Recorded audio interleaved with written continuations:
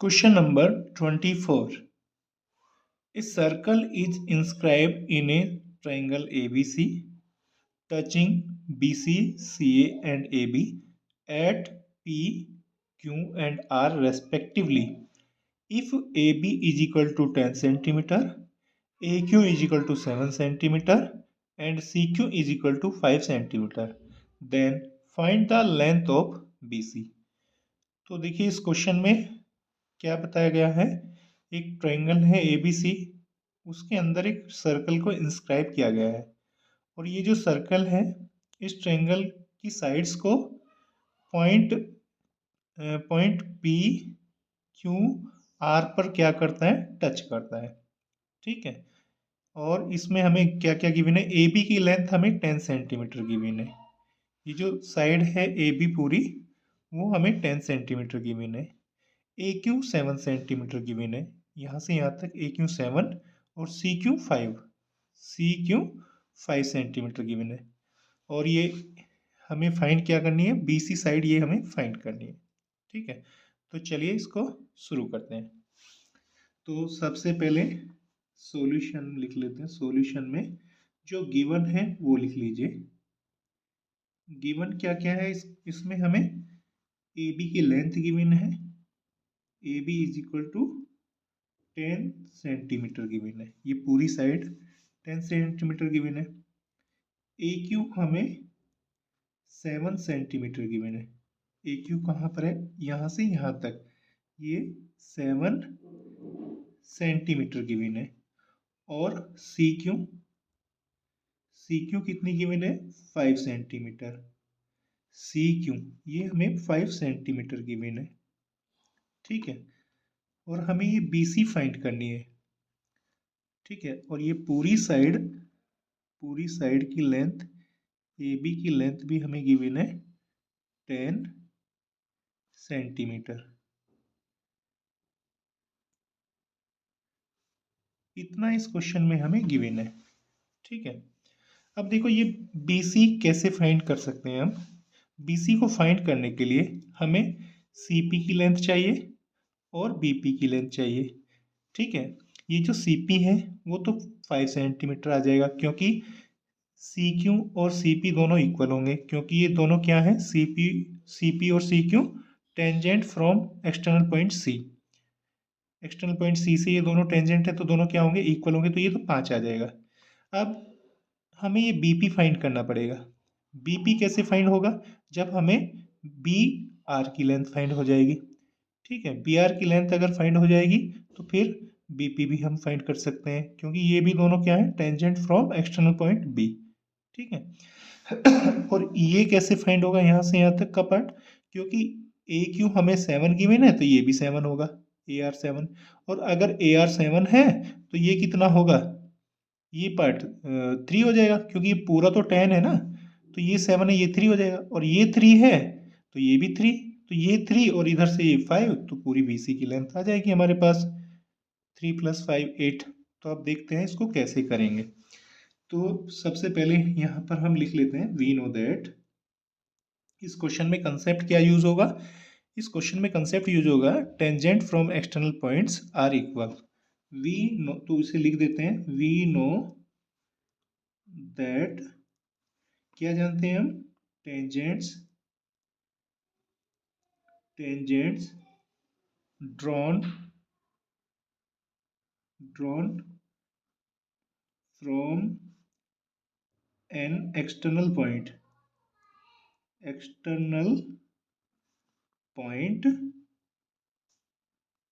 to a circle are equal in length। जब हम external point से सर्कल पर टेंजेंट ड्रॉ करते हैं तो वो दोनों टेंजेंट क्या होते हैं, इक्वल होते हैं। तो इस कंसेप्ट का हम यूज करेंगे। ठीक है, तो हम यहाँ पर क्या लिख सकते हैं, देखिए, देयरफॉर ये जो CP की लेंथ है, CP वो किसके इक्वल होगी, CP की लेंथ तो CQ के इक्वल होगी। ठीक है, क्यों होगी ये इक्वल, क्योंकि दोनों क्या है, टेंजेंट फ्रॉम C। तो ये दोनों इक्वल क्यों है? टेंजेंट, दोनों टेंजेंट है ना, टेंजेंट्स फ्रॉम सी, सी से ये दोनों टेंजेंट है। इट इम्प्लाइज दैट, इसका मीनिंग क्या होगा? C P is equal to C Q की तो लेंथ हमें पता है कितनी है, 5 सेंटीमीटर। तो सी क्यू की लेंथ यहाँ पर क्या लिखेंगे हम? 5 सेंटीमीटर। तो हमारे पास ये सी पी की लेंथ कितनी आ जाएगी? 5 सेंटीमीटर। तो ये तो हमने सी पी की लेंथ फाइंड कर ली है। ठीक है, अभी तो हमें किसकी लेंथ फाइंड करनी है? ये पी बी की लेंथ भी फाइंड करनी है। और पी बी की लेंथ तब फाइंड होगी जब हमारे पास बी आर की लेंथ फाइंड हो जाएगी। और बी आर की लेंथ तब फाइंड होगी जब हमारे पास ए आर की लेंथ फाइंड हो जाएगी। तो पहले ए आर की लेंथ फाइंड कर लेते हैं। तो क्या लिखेंगे? And A R is equal to, A R is equal to कितना होगा? ए आर की लेंथ होगी ए क्यू के इक्वल। क्यों होगी ए आर की लेंथ ए क्यू के इक्वल? क्योंकि ये दोनों क्या है? Tangent from external point A. तो ये दोनों इक्वल क्यों हैं? टेंजेंट हैं दोनों। कहाँ से ड्रॉ किए गए हैं? टेंजेंट्स फ्रॉम ए, ए से दोनों टेंजेंट ड्रॉ किए गए हैं। इट इम्प्लाइज दैट, इसका मीनिंग क्या हुआ? ए आर को ए आर ही लिखेंगे is equal to A Q. A Q को क्या लिख सकते हैं हम? ए क्यू को 7 सेंटीमीटर लिख सकते हैं। तो ए क्यू को यहाँ पर 7 सेंटीमीटर लिख दीजिए। तो हमारे पास ए आर की लेंथ कितनी आ जाएगी? 7 सेंटीमीटर। ठीक है, तो ये ए आर हमारे पास 7 आ चुका है। हमें चाहिए बी आर। तो ये बी आर कितना होगा? हमें ये मालूम है इन दोनों का सम 10 है। ए आर का और बी आर का सम कितना है? 10। ठीक है, तो यहाँ पे लिखो since since A R plus B R, इन दोनों का सम कितना है? ए बी है। ए बी है ना। It implies that A R की लेंथ कितनी है हमारे पास? 7 सेंटीमीटर प्लस बी आर की लेंथ हमें फाइंड करनी है। बी आर की लेंथ और ए बी की लेंथ हमारे पास कितनी है? 10 centimetre.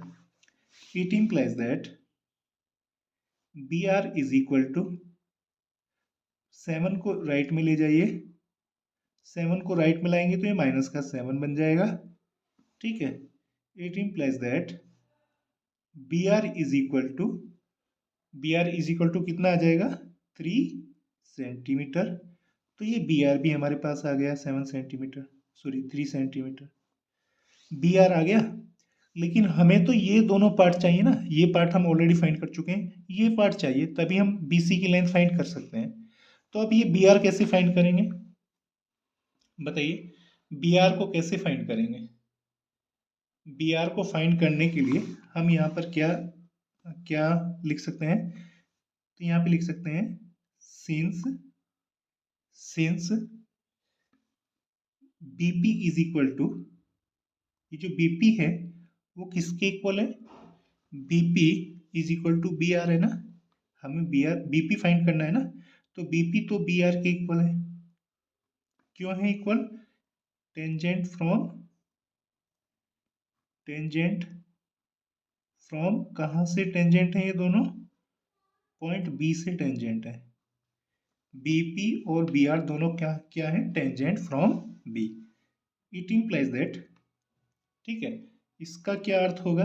BP is equal to B R. B R की वैल्यू तो हम फाइंड कर चुके हैं 3 सेंटीमीटर, 3 सेंटीमीटर। तो देखो हमारे पास बीपी की लेंथ भी आ गई 3 सेंटीमीटर। अब हमें चाहिए बीसी की लेंथ। तो बीसी की लेंथ के लिए हमें क्या करना पड़ेगा? ये जो हमने सीपी फाइंड किया है, सीपी को और बीपी को दोनों को ऐड कर सकते हैं। ऐड करके हम बीसी की लेंथ फाइंड कर सकते हैं। तो अब यहाँ पे क्या लिखेंगे? देखिए अब यहाँ पर हमें क्या लिखना है? देखो now now BC is equal to, BC is equal to क्या होगा? CP प्लस BP, यही होगा। BC इज इक्वल टू क्या होगा? CP plus BP। तो दोनों की लेंथ हमें पता है। CP की लेंथ कितनी है? हम ऊपर फाइंड कर चुके हैं 5 सेंटीमीटर। और बीपी की लेंथ हम कितनी फाइंड कर चुके हैं, 3 सेंटीमीटर। ठीक है, दोनों को ऐड करेंगे तो कितना आएगा ये, 5 + 3 8 सेंटीमीटर। ठीक है, तो ये हमारी किसकी लेंथ आ जाएगी, बीसी की लेंथ। यही हमारा आंसर होगा, तो हम यहाँ पे लिख सकते हैं आंसर। तो बीसी हमारे पास 8 सेंटीमीटर आ जाएगा। Question number 25, find the ratio in which the line segment joining A and B is divided by y axis। तो देखिए इस क्वेश्चन में हमें क्या करना है, दो पॉइंट है हमारे पास A एंड B, इन दोनों को अगर ज्वाइन करेंगे तो एक लाइन सेगमेंट बन जाएगा ए बी। तो पहले दो पॉइंट यहाँ पर ले लेते हैं, एक पॉइंट ले लेते हैं हम यहाँ पर ए, एक पॉइंट की कोऑर्डिनेट क्या है हमारे पास 1,-5, और एक पॉइंट हम यहाँ पर ले लेते हैं बी, पॉइंट बी की कोऑर्डिनेट क्या है -4,5। इन दोनों पॉइंट को अगर हम ज्वाइन कर देते हैं तो एक लाइन सेगमेंट बन जाएगा ए बी। तो दोनों पॉइंट को ज्वाइन कर देते हैं। ठीक है, तो ये जो लाइन सेगमेंट बनेगा ए बी, अब इस लाइन सेगमेंट को वाई एक्सिस क्या करती है, इंटरसेक्ट कर देती है, बीच में से इसको काट देती है। तो एक वाई एक्सिस भी बना दीजिए। ठीक है, तो यहाँ पर हम एक वाई एक्सिस भी बना देते हैं, ये रही वाई एक्सिस।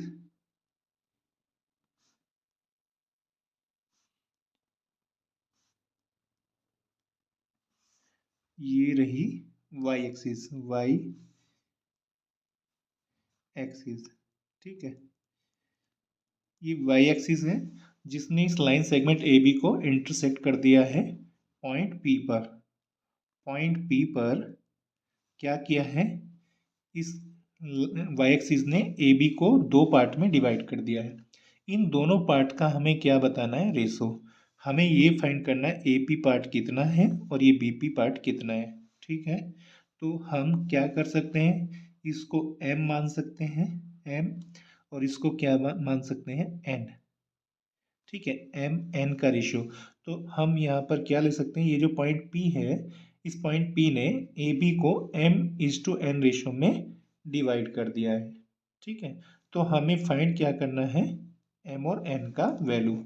तो कैसे फाइंड करेंगे, एक बात और ध्यान दीजिए, ये जो पॉइंट P है ये कहाँ पर है, y एक्सिस पर है। देखिए जब कोई पॉइंट y एक्सिस पर होता है तो उसका एब्सिसा क्या होता है, 0। एब्सिसा उसका क्या होता है, 0। और ऑर्डिनेट कोई भी नंबर होगा, ऑर्डिनेट क्या होगा इसका, कोई भी नंबर हो सकता है, उसको चलिए हमने k ले लिया।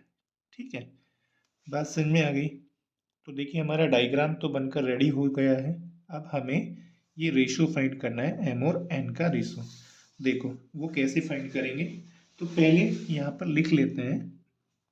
देखिए गिवन क्या है, हमें गिवन क्या है, हमें पॉइंट ए के कोऑर्डिनेट गिवन है। कोऑर्डिनेट ऑफ पॉइंट ए क्या है, 1,-5। ठीक है, coordinate of point B, coordinate of point B क्या है, -4,5। ठीक है, ए एंड बी के हमें कोऑर्डिनेट गिवन है। अब देखिए ये पॉइंट पी क्या है, वाई एक्सिस ने ए बी को जिस पॉइंट पर कट किया है वो पॉइंट क्या है, पी। तो हम इसे एज्यूम कर सकते हैं, let point P, let point P, इसके कोऑर्डिनेट क्या है, पॉइंट पी के कोऑर्डिनेट हमने क्या एज्यूम किए हैं, 0,k। Point P which lies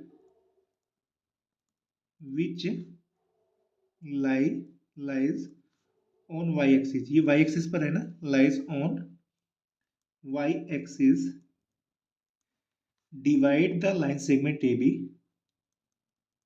divide the line segment A B, the line segment A B. ठीक है, जो ये पॉइंट पी है लाइन सेगमेंट ए बी को किस रेशो में डिवाइड करते हैं, Y axis divide the line segment A B into m is to n ratio. ठीक है, तो ये जो पॉइंट हमने लिया है P जो कि y एक्सिस पर है, उसने लाइन सेगमेंट ए बी को m is to n ratio में डिवाइड कर दिया है। ठीक है, तो इसका मतलब क्या है, therefore AP is to BP, AP और BP का रेशो क्या बन जाएगा, m इज टू n। ये हमें दिया हुआ है। ठीक है, हमें m और n की वैल्यू फाइंड करनी है।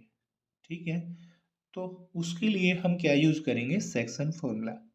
तो देखिए जो सेक्शन फॉर्मूला होता है वो दो तरीके से हम यूज करते हैं, एब्सिसा के लिए और ऑर्डिनेट के लिए। ठीक है, तो सेक्शन फॉर्मूला दो तरीके से यूज होता है, एब्सिसा के लिए भी और ऑर्डिनेट के लिए भी। ठीक है, ऑर्डिनेट के लिए कैसे यूज करते हैं, देखिए तो अब यहाँ पे आपको देखना है एब्सिसा वाला हम सेक्शन फॉर्मूला यूज करेंगे या फिर ऑर्डिनेट वाला हम सेक्शन फॉर्मूला यूज करेंगे।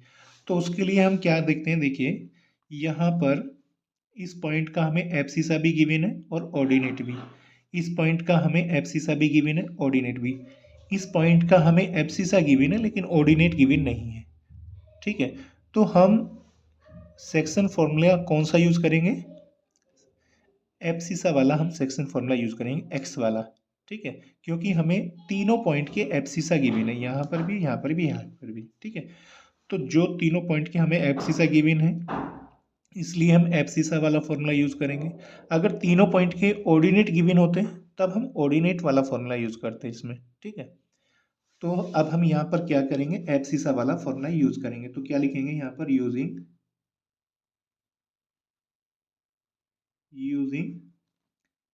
सेक्शन फॉर्मूला, सेक्शन फॉर्मूला कौन सा सेक्शन फॉर्मूला यूज करेंगे, फॉर एब्सिसा, फॉर एब्सिसा। क्या होता है सेक्शन फॉर्मूला एब्सिसा के लिए, x is equal to, x is equal to m x1 plus n x2 upon m plus n। तो ये होता है सेक्शन फॉर्मूला एब्सिसा के लिए। ठीक है, अब देखो इसको हमें यूज कैसे करना है, इसे यूज कैसे करना है उस फॉर्मूले को समझ लीजिए। ठीक है, जैसे इस फॉर्मूले को हम ऐसे यूज करते हैं, मान लीजिए हमारे पास एक लाइन सेगमेंट है ये ए बी, ये कोई लाइन सेगमेंट है हमारे पास, और इस लाइन सेगमेंट के दोनों एंड पॉइंट के कोऑर्डिनेट हमें गिवन है x1 y1 और इधर x2 y2, और एक बीच में कोई पॉइंट है यहाँ पर, उस पॉइंट के कोऑर्डिनेट क्या है, xy। ठीक है, इस पॉइंट ने इस लाइन सेगमेंट को दो पार्ट में डिवाइड कर दिया है, यहाँ पर m और n पार्ट में। तो इसमें हम सेक्शन फॉर्मूला कैसे यूज करते हैं, तो देखिए पहले एब्सिसा के लिए देखते हैं, एब्सिसा के लिए कैसे यूज करते हैं। तो ये जो दोनों लाइन सेगमेंट, इस लाइन सेगमेंट के बीच में जो ये पॉइंट होता है, उस पॉइंट का एब्सिसा वो किसके इक्वल होता है, उस पॉइंट का एब्सिसा किसके इक्वल होता है। तो हम कैसे करते हैं, अगर हम एब्सिसा एब्सिसा का यहाँ पर फॉर्मूला यूज करेंगे तो तीनों पॉइंट के एब्सिसा यूज होंगे। अगर हम ऑर्डिनेट का फॉर्मूला यूज करते हैं तो तीनों पॉइंट के ऑर्डिनेट हम लेते हैं। तो हम एब्सिसा यहाँ पर फाइंड कर रहे हैं, तो एब्सिसा ही तीनों पॉइंट के हमें लेने हैं। तो कैसे लेना है, क्रॉस मल्टीप्लाई करते हैं, इस पॉइंट के एब्सिसा की मल्टीप्लाई, देखिए x1 की मल्टीप्लाई किस में करेंगे, इस पार्ट में करेंगे, इधर n में। तो क्या लिख सकते हैं हम, और इस पार्ट, इस पॉइंट के एब्सिसा की मल्टीप्लाई किस में करेंगे, इस पार्ट में करेंगे। ठीक है, तो क्या बनेगा, देखो x1 की मल्टीप्लाई n में करेंगे, x1 n प्लस, और x2 की मल्टीप्लाई m में करेंगे, तो ये बनेगा x2 m, और नीचे क्या होगा, इस पूरे लाइन सेगमेंट की लेंथ m प्लस n। तो ये होता है सेक्शन फॉर्मूला फॉर एब्सिसा। अगर ऑर्डिनेट में इस फॉर्मूले को यूज करना है ऑर्डिनेट के लिए, तो इन दोनों पॉइंट के बीच में जो ये पॉइंट है, इस पॉइंट का जो ऑर्डिनेट है y, वो कैसे फाइंड करते हैं, y इज इक्वल टू, ठीक है, तो y इज इक्वल टू कैसे फाइंड करेंगे, उसके लिए भी सेम ऐसे ही करना है, तीनों पॉइंट के ऑर्डिनेट यूज करेंगे। तो y इज इक्वल टू इस पॉइंट का ऑर्डिनेट क्या है y1, तो y1 की क्रॉस मल्टीप्लाई उधर होगी उस पार्ट में, तो क्या लिखेंगे y1 n प्लस इस पॉइंट का ऑर्डिनेट क्या है y2 की क्रॉस मल्टीप्लाई इधर y2 m, और नीचे क्या लिखते हैं पूरी लाइन सेगमेंट की लेंथ m प्लस n। तो ये दो फॉर्मूले होते हैं सेक्शन फॉर्मूले, इन दोनों को क्या बोलते हैं सेक्शन फॉर्मूले, इसे बोलते हैं सेक्शन फॉर्मूला फॉर एब्सिसा, इसे बोलते हैं सेक्शन फॉर्मूला फॉर ऑर्डिनेट। ठीक है, तो अब हम अपने इस क्वेश्चन में आ जाते हैं। इस क्वेश्चन में हमें कौन सा फॉर्मूला यूज करना है, सेक्शन फॉर्मूला फॉर एब्सिसा या फिर सेक्शन फॉर्मूला फॉर ऑर्डिनेट। इसमें हमें section formula for abscissa use करना पड़ेगा क्योंकि तीनों पॉइंट के हमें एब्सिसा पता है। अगर हमने ऑर्डिनेट यूज कर लिया ऑर्डिनेट वाला फॉर्मूला, तो इसमें यहाँ पर हमें के की वैल्यू पता नहीं है, तो इसमें हम इसको सोल्व नहीं कर पाएंगे, इक्वेशन में तीन तीन वेरिएबल आ जाएंगे तो वो सोल्व नहीं हो पाएगा। ठीक है, तो चलो अब इस फॉर्मूले को हम अप्लाई करते हैं यहाँ पर। तो ये x क्या होता है, जो बीच में पॉइंट है उसका एब्सिसा, तो यहाँ पर ये 0 है, x की वैल्यू को हम यहाँ पे क्या लिखेंगे, यहाँ पर 0 इज इक्वल टू, देखो इस एब्सिसा की मल्टीप्लाई इसमें कीजिए क्रॉस मल्टीप्लाई, 1 की क्रॉस मल्टीप्लाई इधर n में करेंगे तो क्या आ जाएगा 1 इंटू n प्लस, और इस -4 की क्रॉस मल्टीप्लाई इधर कर दीजिए -4 की m में, तो ये आ जाएगा -4 की क्रॉस मल्टीप्लाई हमने कर दी m में, और नीचे हम क्या लिखेंगे पूरी लाइन सेगमेंट की लेंथ m प्लस n, तो नीचे आ जाएगा ये m प्लस n। तो हमने यहाँ पर क्या किया, ये सेक्शन फॉर्मूले को अप्लाई किया है। अब क्या करेंगे देखिए, अब देखो इट इम्प्लाइज दैट 0 को तो 0 ही लिखेंगे इज इक्वल टू, देखो ऊपर ये क्या बन जाएगा, n की मल्टीप्लाई 1 में करेंगे तो n आ जाएगा, और -4 की मल्टीप्लाई m में करेंगे तो माइनस का 4m हो जाएगा। ठीक है, या फिर ऐसे कीजिए, जब इसका ब्रैकेट ओपन करेंगे 4 का तो प्लस माइनस माइनस बन जाएगा माइनस, और 4 की m में मल्टीप्लाई करेंगे 4m, ये आ गया, और नीचे क्या रहेगा m प्लस n। अब क्या करना है, क्रॉस मल्टीप्लाई करना है, तो देखो इस 0 के नीचे 1 ले सकते हैं, किसी भी नंबर के नीचे हम 1 लिख सकते हैं। ठीक है, क्रॉस मल्टीप्लाई करेंगे, इन दोनों की क्रॉस मल्टीप्लाई करेंगे और इन दोनों की क्रॉस मल्टीप्लाई करेंगे। तो पहले इन दोनों की क्रॉस मल्टीप्लाई कर लेते हैं, इन दोनों की, तो क्या होगा इट इम्प्लाइज दैट, तो 1 की क्रॉस मल्टीप्लाई इसमें करेंगे तो सेम यही आ जाएगा n माइनस 4m, और m प्लस n की क्रॉस मल्टीप्लाई 0 में करेंगे तो ये तो 0 बन जाएगा, 0 बन गया। अब देखिए हमें चाहिए m और n का रेशो, तो क्या करेंगे, अब देखो इट इम्प्लाइज दैट, ठीक है, n को इधर ही रहने देंगे, 4m को इधर ले जाएंगे, 4m इधर आ गया। ठीक है, अब हमें चाहिए m और n का रेशो, तो क्या करेंगे इट इम्प्लाइज दैट, इस n को इसके नीचे ले जाएंगे, n को कहाँ पर ले जाएंगे, इसके नीचे, तो यहाँ पर क्या बच जाएगा केवल 1, और इधर क्या हो जाएगा 4m अपॉन n। ठीक है, तो देखिए इधर हमें m अपॉन n तो दिखने लगा, इस 4 को अब कहाँ पर लाएंगे, इधर नीचे ले आएंगे, इस 4 को नीचे ले आएंगे, इट इम्प्लाइज दैट 1, ये 4 नीचे आ जाएगा, 1 upon 4 is equal to, right में क्या बचेगा m अपॉन n। ठीक है, तो देखिए यहाँ इसको हम रेशो की फॉर्म में कैसे लिख सकते हैं, इट इम्प्लाइज दैट 1, देखिए 1/4 को क्या लिख सकते हैं हम 1:4, 1/4 को लिख सकते हैं 1:4, और इसे लिख सकते हैं m:n।